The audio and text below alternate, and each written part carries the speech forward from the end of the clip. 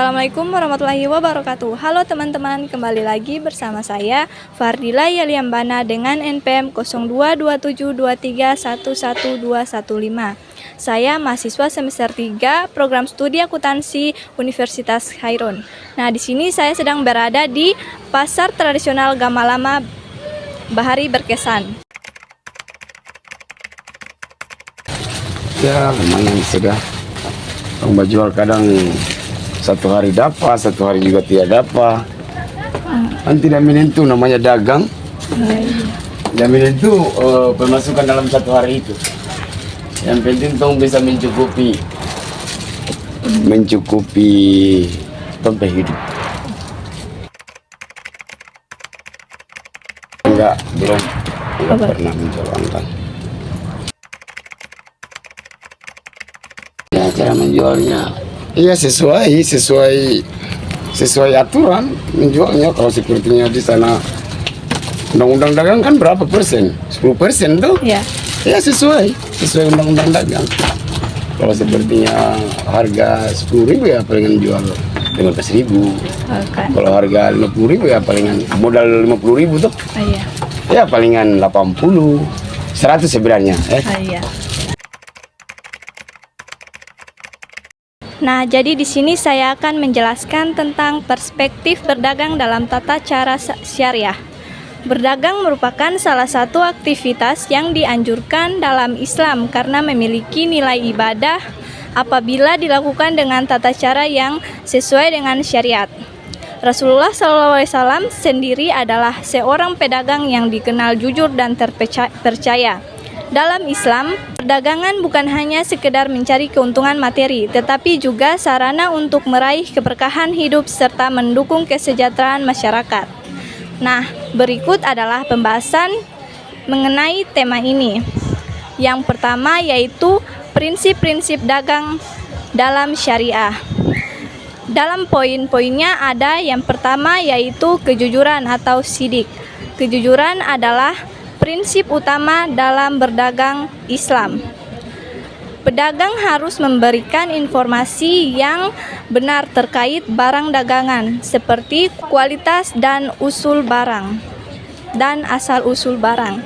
Rasulullah SAW bersabda, pedagang yang jujur dan terpercaya akan bersama para nabi oleh orang-orang jujur dan para syuhada di hari kiamat, atau hadis riwayat Tirmidzi. Kejujuran mencakup tidak menyembunyikan cacat barang, tidak memanipulasi timbangan atau takaran, dan tidak menghindari praktik curang seperti menambahkan barang palsu dalam produksi asli.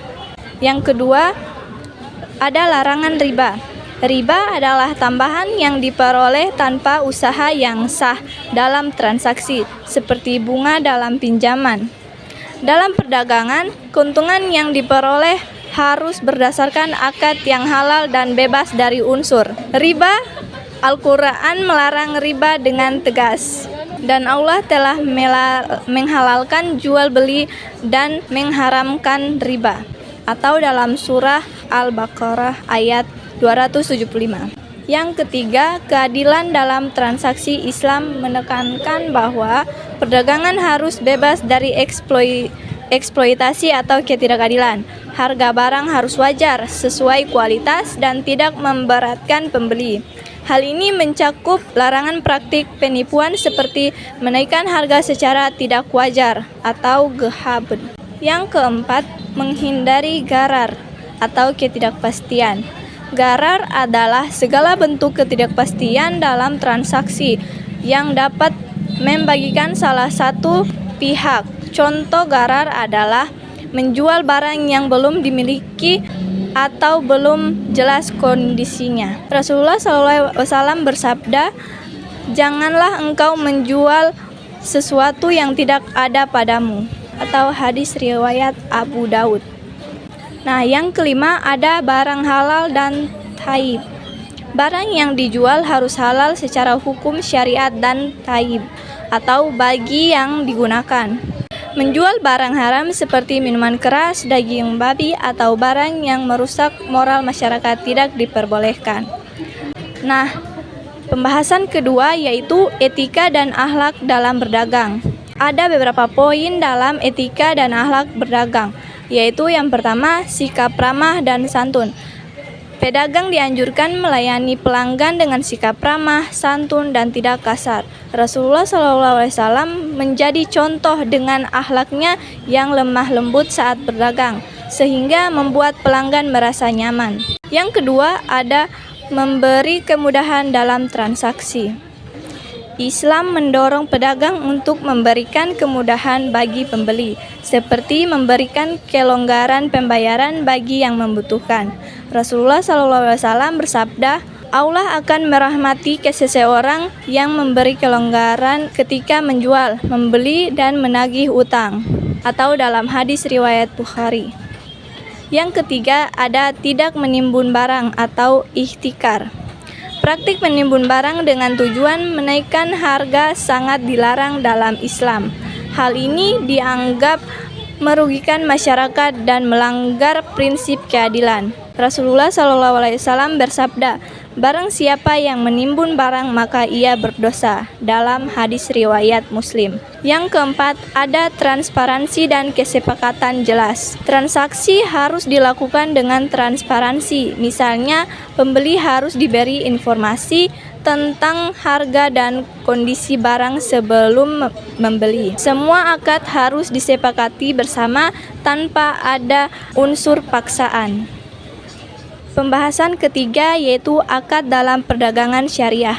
Dalam Islam, akad atau perjanjian dalam perdagangan harus dilakukan dengan niat yang baik dan memenuhi syarat sah. Beberapa jenis akad yang sering digunakan adalah murabahah atau jual beli dengan margin keuntungan. Penjual menjual barang kepada pembeli dengan menyebutkan harga pokok barang dan keuntungan yang diambil secara transparan. Ada juga salam atau pembelian di muka.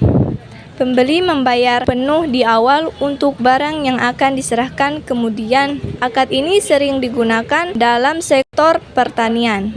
Ada juga ijarah atau sewa menyewa. Akad untuk jasa atau barang yang disewakan seperti menyewa properti atau kendaraan. Ada juga istisna atau pesanan barang dengan proses produksi. Digunakan untuk pemesanan barang yang membutuhkan proses produksi tertentu, seperti pesanan furnitur atau bangunan. Nah, pembahasan keempat yaitu larangan dalam berdagang. Islam melarang beberapa jenis praktik yang merugikan masyarakat atau bertentangan dengan prinsip keadilan, antara lain yaitu 1.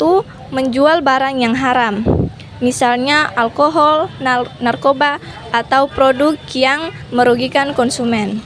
Yang kedua, manipulasi harga, termasuk menaikkan harga dengan cara yang tidak wajar, seperti menciptakan kelangkaan buatan.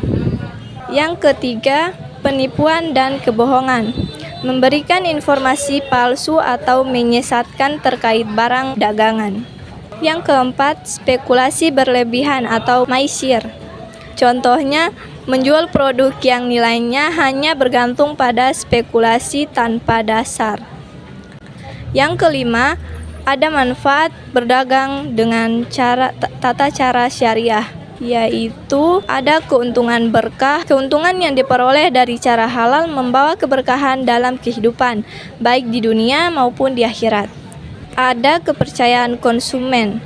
Pedagang yang jujur dan adil akan membangun loyalitas dan kepercayaan dari pelanggan. Ada juga membangun pasar yang sehat. Dengan prinsip keadilan dan transparansi, perdagangan syariah mendukung terciptanya pasar yang adil dan kompetitif. Ada juga menjadi sarana dakwah. Pedagang yang mempraktikkan nilai-nilai Islam dalam berdagang dapat menjadi teladan dan dakwah bagi masyarakat. Nah, dari pembahasan tersebut dapat disimpulkan bahwa berdagang dalam tata cara syariah bukan hanya aktivitas ekonomi, tetapi juga ibadah yang bernilai tinggi di sisi Allah Subhanahu wa taala. Pedagang yang memegang prinsip syariat berkontribusi dalam menciptakan sistem perdagangan yang adil, beretika, dan membawa manfaat bagi masyarakat luas. Dengan menerapkan nilai-nilai ini, perdagangan menjadi lebih dari sekedar kegiatan bisnis, melainkan sarana untuk mencapai keridhaan Allah dan keberkahan hidup. Nah, itu saja penjelasan yang dapat saya sampaikan. Kurang dan lebihnya saya mohon maaf. Wassalamualaikum warahmatullahi wabarakatuh. Jangan lupa like, comment, and subscribe. Bye-bye. Thanks for watching. Please subscribe.